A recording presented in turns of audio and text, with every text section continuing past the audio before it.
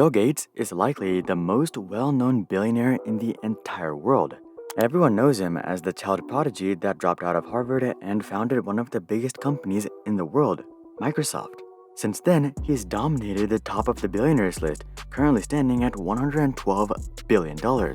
And that's after donating more than $50 billion to charity. Clearly, founding Microsoft has worked out extremely well for Bill. But Bill wasn't the sole founder of Microsoft. In fact, Microsoft was actually co-founded by another child prodigy named Paul Allen. And this wasn't just some honorary title either, like Apple's co-founder Ronald Wayne. Paul was heavily involved in the company for nearly a decade before he decided to part ways. At the time, he owned roughly 25% of Microsoft, which at the peak would translate to $625 billion. Yet, most people have no idea that Microsoft even had a co-founder or that he tragically died just a few years ago. So, here's what happened to the forgotten founder of Microsoft.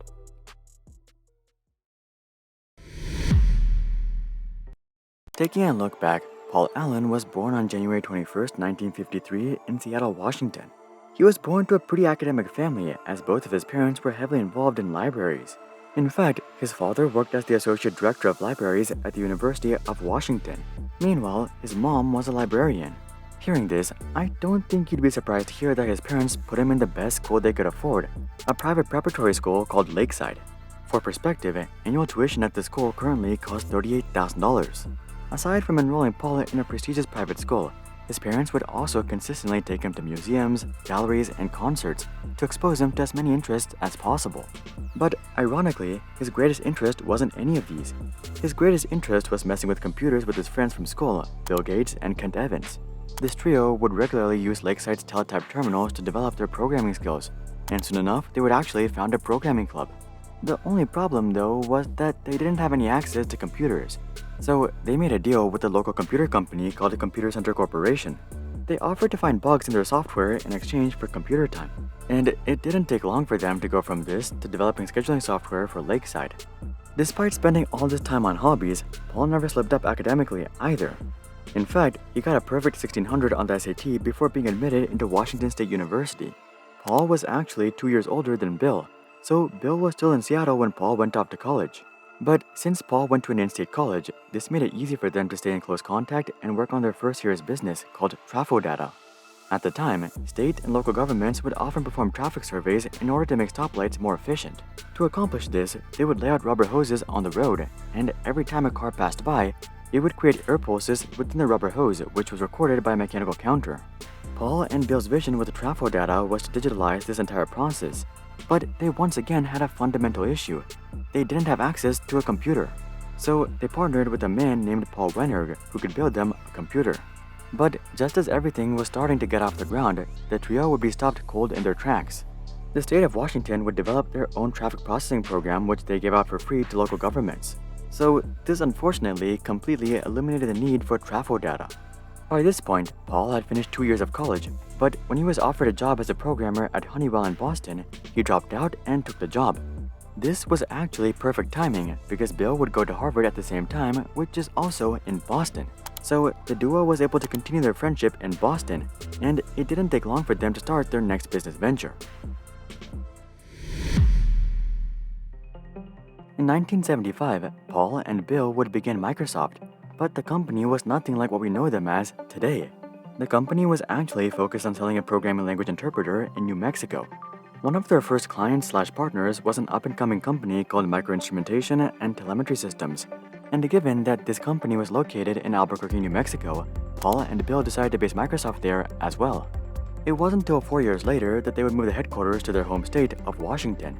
In the meantime, Microsoft would get some international exposure as well. In August of 1977, they would form an agreement with ASCII magazine in Japan, which allowed them to open ASCII Microsoft. Despite all this progress with the company, it didn't take long for Bill and Paul to start developing some animosity towards each other. It all started with Bill wanting more equity than Paul.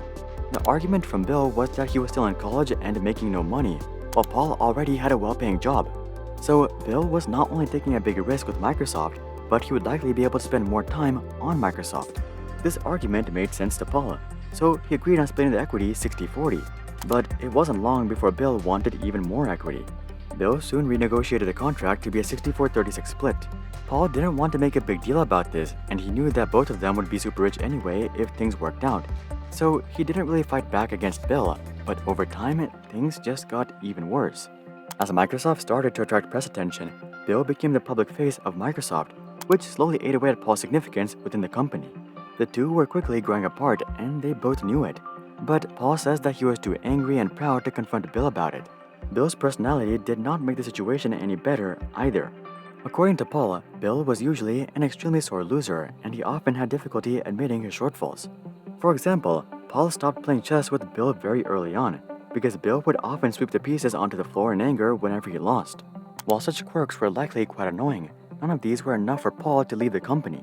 He was still extremely optimistic about the future of Microsoft. But all of this would change when he found out that he couldn't be nearly as optimistic about his own life. In 1982, at age 29, Paul would be diagnosed with Hodgkin's lymphoma, which is a type of cancer that affects the immune system. Despite this scary diagnosis, Paul would stick around at Microsoft, but his input into the company was significantly less for obvious reasons. However, Bill had a different take on the situation. Instead of supporting his friend through this difficult period, Bill would start complaining about how Paul was becoming unproductive. And the breaking point was when Paul overheard Bill and Steve Ballmer discussing how they could reduce Paul's equity. After hearing this, Paul would do the honorable thing and resign from Microsoft in February of 1983.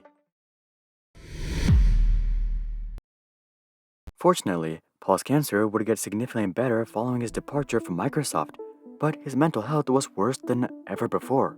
You see, Paul didn't really want to leave Microsoft. He wanted to be part of something big, and he had already founded something big. But because of Bill, he was unable to continue that journey.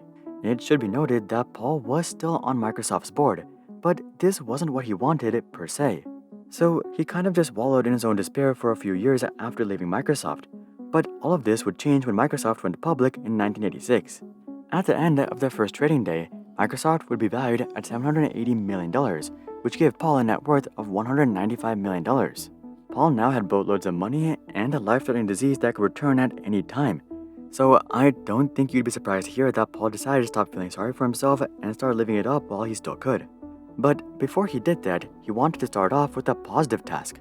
So in 1986, he founded the Paul G. Allen Family Foundation, which was dedicated to advancing health and human services. After this, however, Paul started splurging. He of course bought all of the classic things like mansions, yachts, private jets, and sports teams. But he also had several creative indulgences as well. For example, Paul was a massive fan of music and especially rock music. So in 2000, he opened the Experience Music Project, which was a rock and roll museum that was dedicated to his rock hero Jimi Hendrix. He also created his own band called the Underthinkers, where he sang and played guitar. In 2013, he launched a full album in which he personally wrote or co-wrote every song in the album. Aside from music, Paul also began collecting really unique items. For example, he built up a collection of World War II fighter planes. He also had an extensive art collection that was filled with pieces that were worth tens of millions each. Paul didn't just spend all of his money though, he also invested significant portions of it. For example, he had stakes in America Online and DreamWorks. His sports bets also ended up playing out pretty well as he owned the Seattle Seahawks, the Portland Trail Blazers, and the Seattle Sounders. The Seahawks would end up making it to the Super Bowl 3 times, and they even won in 2014. Not all of his investments went so smoothly though. Paul definitely had his fair share of losses, which in his case were massive. One of his investments, Charter Communications, filed for bankruptcy, while many of his other pet projects including Asymmetrics, Starwave, Metrocom, and Interval Research never lived up to what he envisioned. Nonetheless, his stake in Microsoft and his other successful investments were more than enough to make up for these, given that he would end up with a net worth of $20 billion. In terms of Paul's relationship with Bill Gates after the fallout, they did eventually make amends and get back onto a talking basis, but it was never quite the same. Paul stuck around on Microsoft's board up until 2000, at which point he left as Bill Gates stepped down from being CEO. Unfortunately, Paul's lymphoma would resurface in 2009, and though he would get treatment, he was no doubt getting weaker and weaker.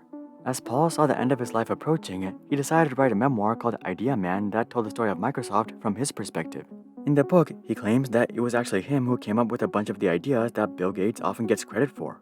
For example, Paul says that he was the one who came up with the name Microsoft, and that he created the soft card, and that he was the one who thought of targeting the personal computer market. According to Paul, he was the one that came up with all of the ideas, while Bill spent most of his time running the business itself. Many critics have pointed out that the book is filled with bitterness and that it's more of a rant than an inspiring memoir. But none of that really matters though, as Paul's lymphoma would return yet again in 2018, and it would take his life on October 15, 2018 at age 65. In terms of what will happen to his fortune, Paul never got married and had no children, so he doesn't have any heirs that will take over. Paul's goal was to simply donate all of his money after his death, and he wrote a detailed plan regarding how to do that.